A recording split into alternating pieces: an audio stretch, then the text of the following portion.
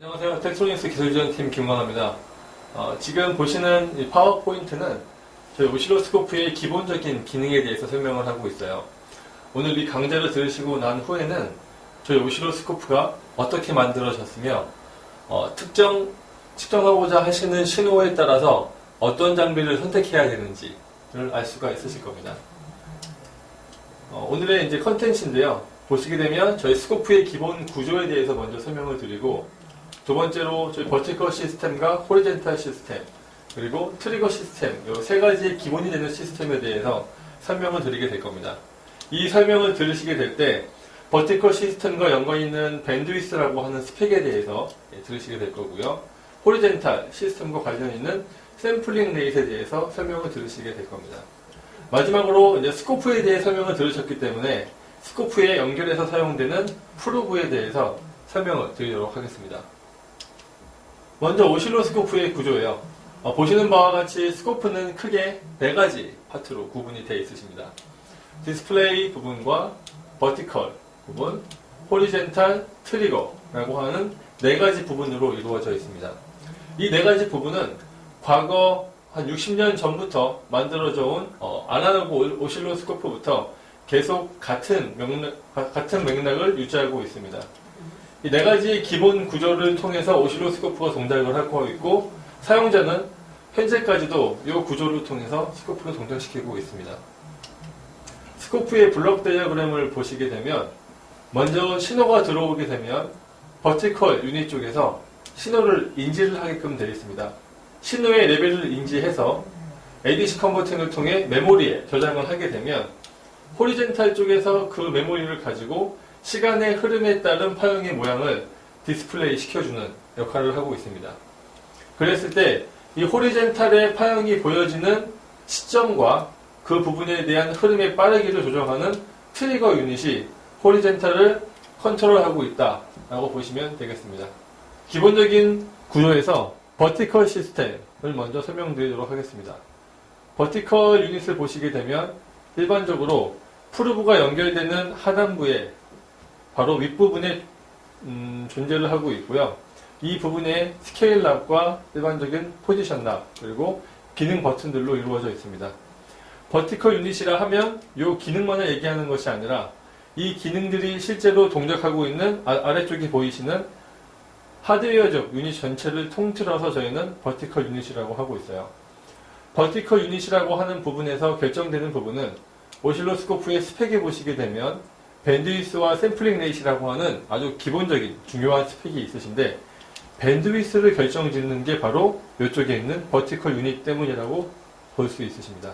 그러면 오실로스코프의 버티컬 유닛을 안다는 얘기는 결국 오실로스코프의 밴드위스를 이해하고 있다는 얘기입니다. 오실로스코프의 밴드위스의 정의는 기본적인 시스템 다이어그램과 크게 다르지 않습니다.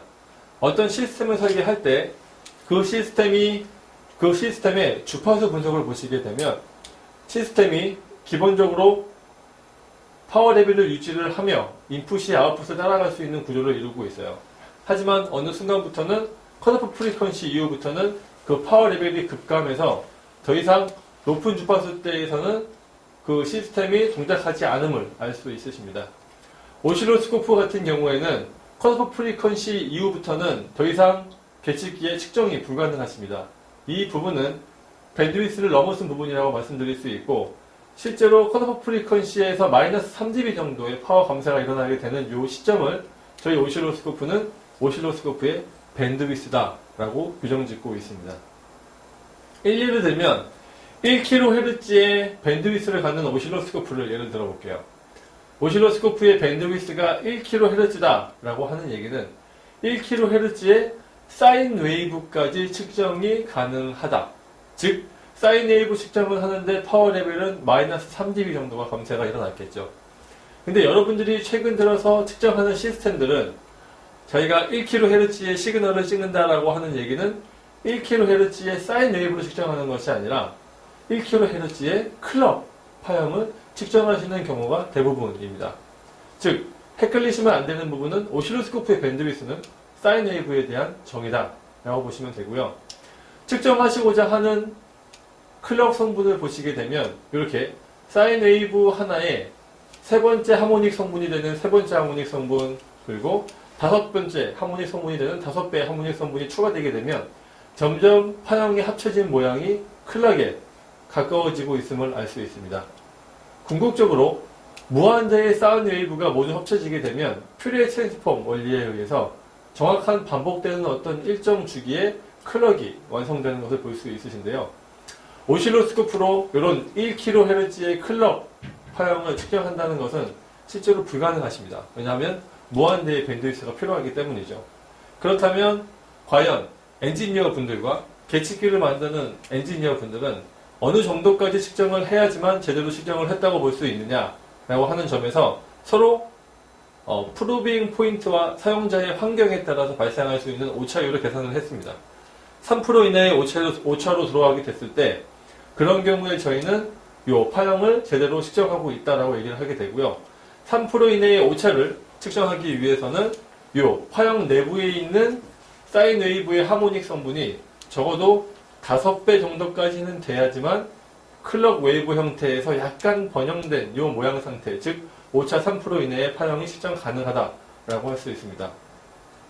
결론지어 얘기를 하게 되면 1kHz의 클럭을 재기 위해서는 밴드위스가 다섯 번째 하모닉 성분까지 잴 수 있는, 즉 5kHz의 밴드위스를 갖는 장비를 구비하셔야지만 1kHz의 클럭 웨이브를 제대로 측정할 수 있으십니다. 대표적인 예로 1kHz의 밴드위스를 갖는 스코프로 1kHz의 클럭을 재시게 되면 내부에 있던 이런 사인파는 다 날아가게 되고 순수 사인파만 남은 이 형태로 파형이 관측되게 되어 있으십니다. 자, 제가 지금 버티컬 유닛 쪽에 있는 밴드위스에 대해 설명을 드렸고요. 실제로 화면을 보시게 되면 그 밴드위스 리밋이 과연 파형 모양을 어떻게 바꾸는지 일례를 보여주고 있습니다. 실제 리얼 파형은 채널 1번에서 측정이 되고 있고요. 밴드위스 리밋을 250메가를 걸게 되니까 약간의 노이즈 성분이 감쇄되는 걸 볼 수 있으시고요.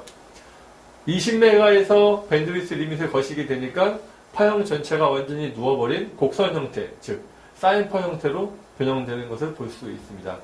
즉 밴드위스가 충분하지 않으면 파형 관측을 제대로 하기 어렵다라고 할 수 있으십니다. 다음은 호리젠탈 유닛에 대한 설명이세요. 스코프의 가장 기본적인 유닛으로서 호리젠탈 유닛은 스코프 화면에 보이는 수평축을 담당하고 있습니다. 수평축 쪽에서 가장 중요시 여기시는 부분은 파형을 획득할 수 있는 개수의 양과 그 파형의 해상도라고 볼 수 있으십니다. 오실로스코프는 내부적으로 샘플러라고 하는 샘플링을 할 수 있는 유닛을 가지고 있으신데 그 샘플러의 성능에 따라서 오실로스코프의 스펙이 결정되고 있습니다. 가장 중요한 스펙 첫 번째 밴드위스와 두 번째 스펙은 바로 샘플링 레이트라고 할 수 있고요. 이 샘플링 레이트는 바로 호리젠탈 쪽에서 컨트롤이 가능하십니다. 먼저 보시게 되면 호리젠탈 유닛 쪽에서 이제 샘플링을 하기 때문에 샘플링에 대한 설명을 드리고요. 이 샘플링이 부족한 경우에 발생할 수 있는 문제에 대해 설명을 드린 다음에 그러면 과연 스코프를 제대로 쓰기 위해서는 샘플링 레이트를 어떻게 해야 되는가까지 배우시게 될 겁니다. 일단 스코프를 보시게 되면 과거의 아날로그 어떤 시그널을 제형 같은 경우에는 ADC 컨버팅을 통해서 디지털로 바꿀 수 있는 걸 볼 수 있으세요. 파형이 바뀐 다음에 요 점들의 좌표를 가지고 스코프는 사람이 볼 수 있도록 DSP 처리를 거친 후에 사람 눈에 디스플레이 시켜주고 있다라고 보시면 됩니다. 샘플링이라고 하는 것은 어떤 특정 간격마다 실제 파형의 델타 펑션을 곱해서 점들의 좌표를 캐치해내는 작업이라고 보시면 됩니다. 이렇게 샘플을 동일한 간격으로 샘플링을 하게 되면 실제로 어떤 성능에 따라서 많은 샘플을 얻을 수도 있고요. 같은 신호지만 적은 샘플을 얻을 수도 있습니다. 샘플링의 과정을 보시게 되면 신호가 들어오고 있고요. 이 신호를 ADC 컨버터를 통해 샘플링을 한 후에 이 샘플링에 되어 있는 점들의 좌표를 수치로 기록하는 디지타이징 과정을 거쳐서 메모리 속에 이 디지타이징 된 값들을 1년에 순서에 맞게끔 배치를 하게 되면 오실로스코프가 디스플레이 될 준비가 되어 있다고 보시면 되겠습니다. 이 상태에서 트리거 쪽의 명령이 떨어지게 되면 이 데이터를 사람이 눈에 보이게끔 보여주는 기능이 있으시죠. 이때 샘플링 레이시라고 하는 부분이 중요한 이유는 뭐냐 하면 나이키스트 이론이라고 하는 걸 배운 분이 있으실 거예요. 실제로 리얼 실생활 내에서 파형의 해상도는 무한대 해상도를 갖죠. 아날로그 신호이기 때문에. 하지만 디지털화 시키시게 되면 많은 부분에서 해상도 부분에서 문제가 생기시게 됩니다. 이때 포착된 샘플의 개수가 부족하게 되면 엘리어싱이라고 하는 현상이 발생하게 돼서 파형이 잘못 관측되는 경우가 있습니다. 엘리어싱을 도식화시켜서 보여주시게 되면 실제 파형이 이런 형태로 생겼는데 파형의 어떤 주기적인 샘플링이 굉장히 늦다고 가정을 해보겠습니다. 이 포인트에서 한 번, 이 포인트에서 한 번, 이 포인트에서 한 번. 즉, 파형의 샘플링 개수가 늦어지게 되니까 실제로 오실로스코프는 실제 파형을 인식하고 있는 게 아니라 이 점들의 데이터만 가지고 파형을 복원하게끔 되어 있습니다. 점들을 가지고 파형을 복원하게 되니 아예 이상한 파형이 지금 복원되는 걸 볼 수 있으시죠? 아래쪽에 있는 그림을 보시게 되면 적어도 파형의 한 주기 이내에서 2번 이상의 샘플링이 이루어지지 못하고 한 주기 이내에서 한 번의 샘플링, 두 번째 주기, 세 번째 주기에서 통틀어서 4번의 주기 내에서 파형이 샘플링이 3개밖에 이루어지지 못하니까 복원되는 파형은 굉장히 느린 속도의 저속 파형이 재생되는 걸 볼 수가 있으십니다. 이런 파형의 프리퀀시가 느려지고 이상한 형태로 파형이 변형되는 성질을 저희는 엘리어싱이라고 말씀드리고 있습니다. 엘리어싱 같은 경우는 나이키스트 이론에 위배되기 때문에 즉 파형에 측정되는 파형의 주파수보다 샘플링 레이시 2배 이상 크지 않으면 파형은 복원될 때 왜곡된다 라고 하는 것이 바로 엘리어싱이고요. 장비 입장에서 리얼 실제 장비 입장에서는 2배가 아닌 저희는 2.5배로 권고를 시켜드리고 있습니다. 즉 1kHz의 신호를 찍으시려면 샘플링 레이트는 적어도 2.5배 되는 2.5kg 샘플 퍼 세크 이상의 장비를 가지고 측정을 하셔야지만 엘리어싱 없이 전체 신호를 제대로 볼 수 있으십니다. 자, 트리거 유닛이 남았는데요. 제가 트리거 유닛 설명드리기 전에 버티컬과 호리젠탈의 제일 중요한 부분은 방금 말씀드린 바와 같이 버티컬에서는 밴드위스를 걱정을 하셔야 되고 호리젠탈에서는 샘플링 레이트를 보셔야 된다 라고 말씀을 드렸습니다. 즉 버티컬과 호리젠탈은 어떤 측정하는 신호를 정확히 보기 위한 장치라고 보시면 되고요. 트리거 유닛은 이 두 가지를 컨트롤하는 유닛이다. 즉 사용자가 잘 쓸 수 있을수록 더욱 파형을 잘 캡처할 수 있다 라고 하는 부분이십니다. 트리거 유닛은 특별한 구조로 이루어지진 않으시고요. 하드웨어 트리거가 저희가 제공시켜드리고 있는 목록이 지금 PPT에 나오고 있습니다. 펄스 트리거와 펄스 트리거 내부적으로 보시게 되면 엣지 트리거, 즉 파형이 어느 레벨 이상 됐을 때 파형을 세운 엣지 트리거와 런트 트리거, 키가 어떤 것보다는 크고 어떤 것보다는 작은 어떤 범위 내에 있는 앰플리튜드를 가진 파형을 잡을 때 런트 트리거, 그리고 폭이 작아질 때 잡는 위스 트리거, 그리고 라이징 타임과 폴링 타임이 빠를 때 또는 너무 느릴 때 잡아내는 슬류레이 트리거, 그리고 1번 채널을 클럭으로 보고 2번 채널을 데이터로 봐서 셋업 타임과 홀드 타임이 너무 길거나 너무 빠른 경우에 파형을 세워주는 타임아웃 트리거 등이 있습니다. 버스 트리거는 저희가 제공시켜드리고 있는 굉장히 높은 퀄리티의 트리거로서 버스를 지정하시게 되면 iSCIRC SPI, RS232, CAN, RIN 같은 저속 프로토콜의 어떤 특정 경우에 대해서 파형을 세워서 볼 수가 있으십니다. 마지막으로 비디오 트리거 같은 경우에는 특정 방송업체나 이런 업체에서 비디오 시퀀스에 맞는 신호가 나오게 되면 파형을 세우는 기능이라고 볼 수 있으십니다. 지금까지 스코프에 대해서 설명을 다 드렸고요. 이제 마지막으로 스코프에 장착이 되는 프로브에 대해서 설명을 드리겠습니다. 프로브라고 하는 것은 결국 회로상에 있는 전기 신호를 오실로스코프에 전달하기 위한 젠더 유닛이라고 보시면 되고요. 전달 매개체라고 보시면 됩니다.